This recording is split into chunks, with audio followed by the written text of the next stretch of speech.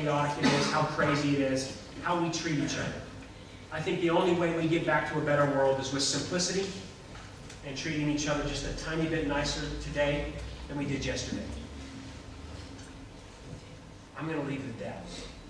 So my only request, my only question to you is when you guys get these bracelets in the next day, in the next week, however, whenever, and whoever you choose, will you guys do something nice for someone, pass the bracelet on, and then just go about your day?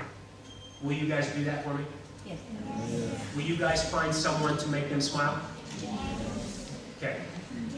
I absolutely love that you guys came. Thank you for what you guys are doing, the dancers, just to see what's going on the microphone, what you guys do for these people in this community.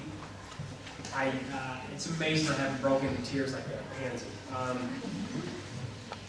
I just simply want to say thank you to this community. Thank you for the group.